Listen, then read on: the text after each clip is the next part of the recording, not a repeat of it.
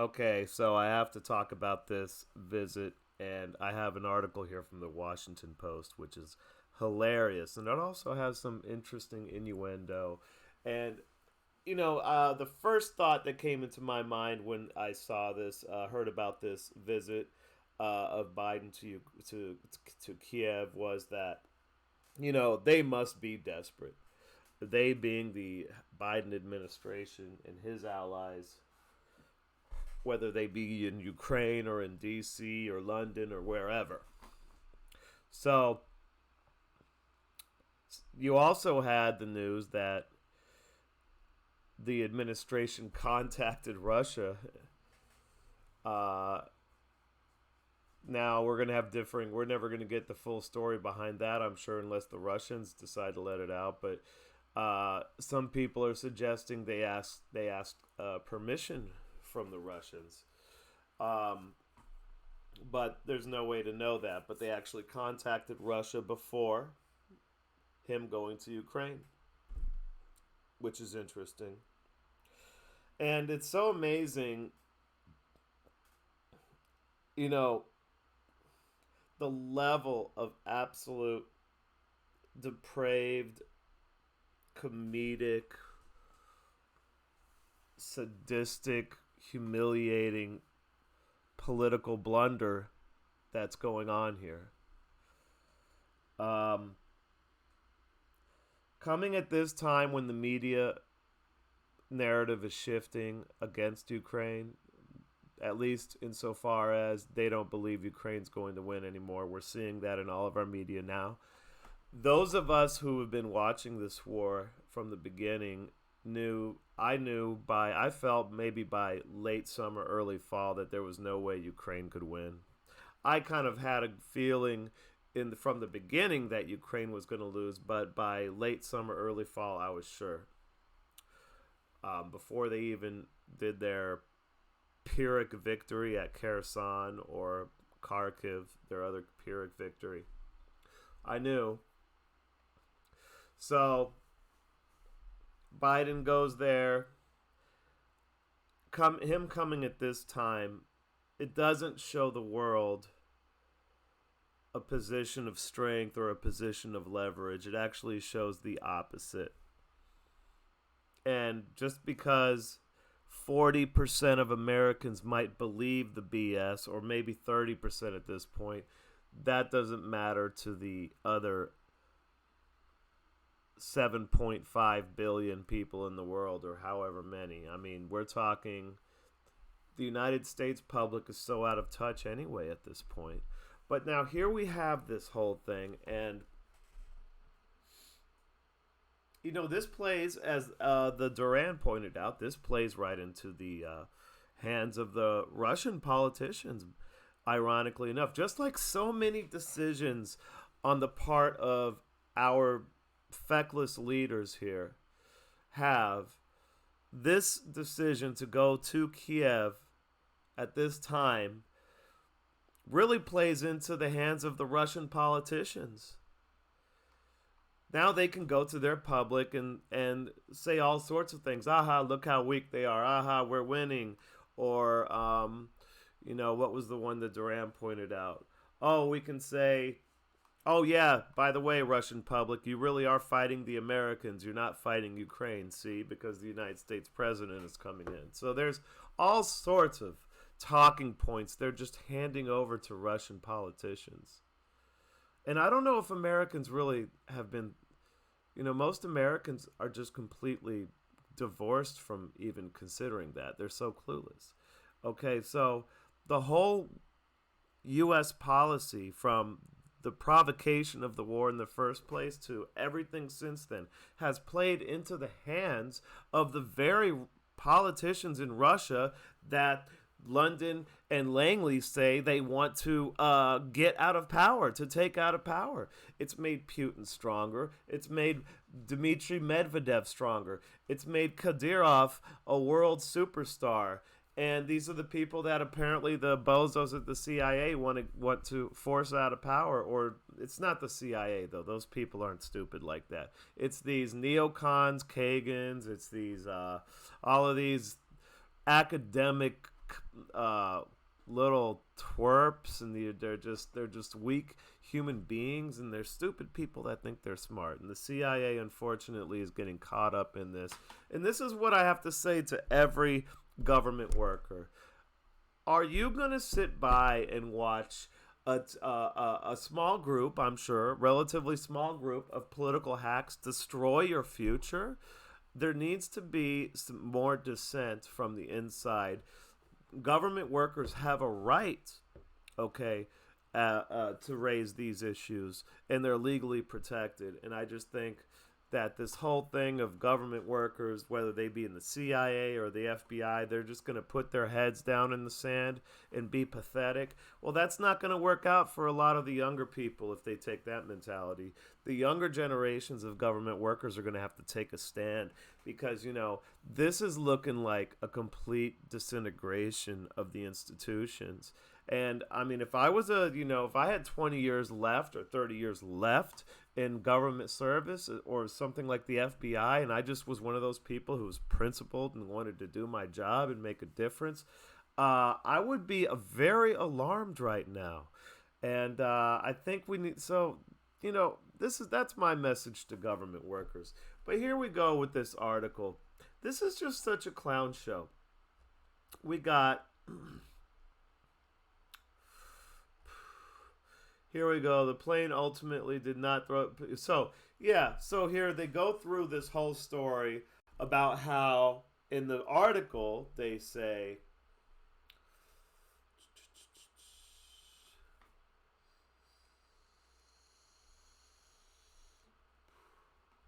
here we go. They talk about this. They make these articles long just to really confuse the reader. The idea is not to inform the reader, it's to confuse the reader and to just muddle the facts.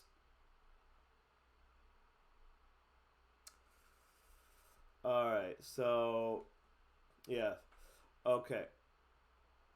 The two presidents left the palace for St. Michael's Golden Dome Cathedral in Kiev, a symbolic venue where they took a stroll as photographers and passersby snapped photos and videos. The footage was widely distributed, and the news blackout was broken. As the leaders left the church, air raid sirens rang overhead.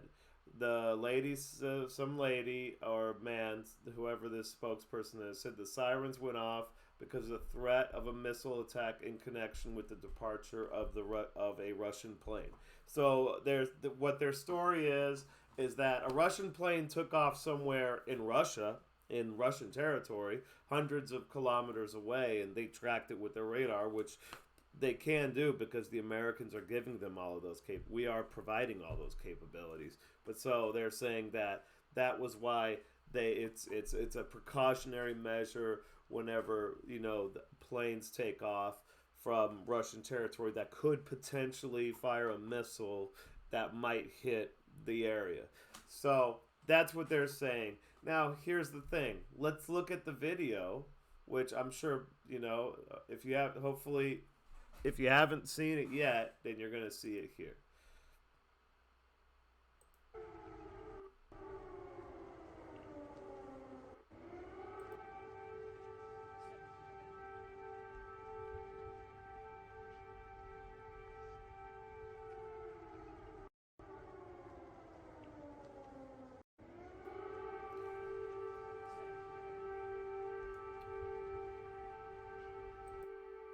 Now, that doesn't sound to me like, or that doesn't look to me like people who are taking cover from an air raid siren.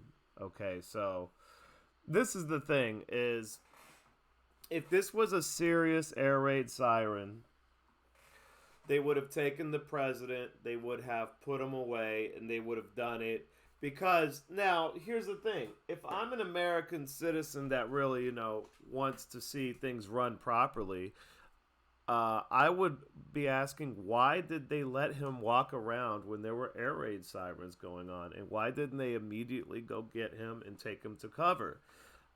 So obviously there's, people on Twitter are saying this is definitely evidence of it being staged. And I would say most likely, yes, that these air raid sirens were turned on for a photo op.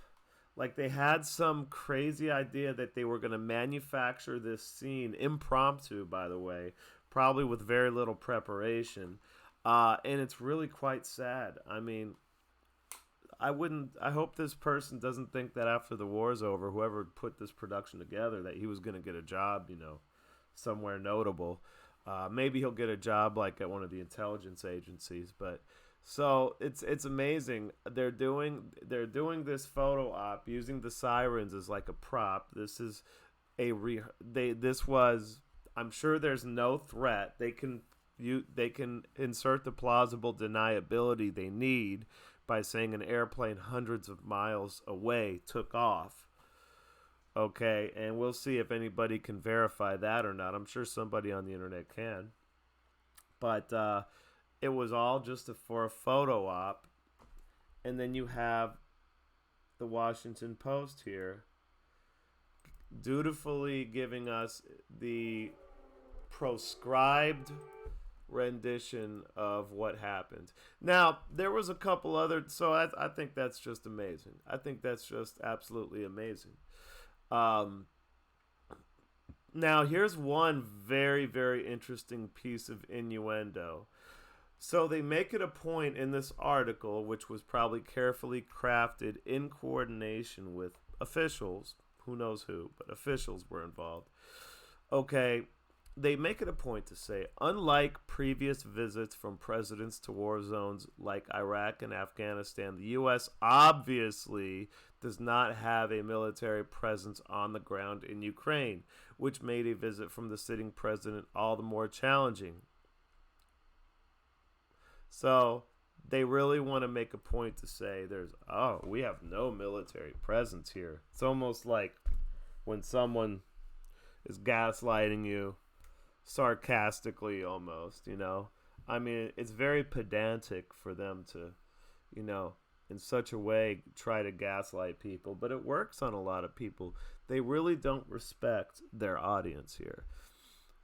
So obviously what they're trying to do is trying to dispel the notion that there are no U.S. troops in Ukraine, but actually there are. Actually there are, I would estimate, thousands, okay? My opinion, my humble opinion, is that there are thousands of military personnel either in the capacity of working for a private contractor on a arranged AWOL, by the way, like there was a Navy SEAL who went on a prearranged AWOL to go work for a contractor over there. It's a big business, actually. There's a lot of money going to those contractors, and a lot of soldiers were given basically some sort of under the table AWOL, like they're not going to get charged because all the courts in UCMJ are kangaroo courts anyway, right? So, they can send them off under the pretense of AWOL. I think it's even on paper. I have to look. I don't know UCMJ, obviously, but it is some sort of fake AWOL they're going on. So, but not only that, the CIA's had a presence there, all the intelligence agencies. I'm sure there's plenty of special forces there. I mean, when I was in the military, there were people going to Georgia, and these weren't like special forces people. These were all sorts of military, like, just pogues like I was, just straight pogues were going to Georgia right around the time of the war that they were having here, a few years before, actually. But there were plenty of American troops in Georgia in the years leading up to the war in Georgia. So, what was another piece of innuendo? There was like some sort of dog whistle in here that I was checking out, but now I don't remember. Oh, yeah, it talks about how 2 journalists were notified so that they could, cover the trip. So it was all, they invited journalists. So, presidents do take trips without inviting journalists sometimes if it really is supposed to be a secret trip, right? So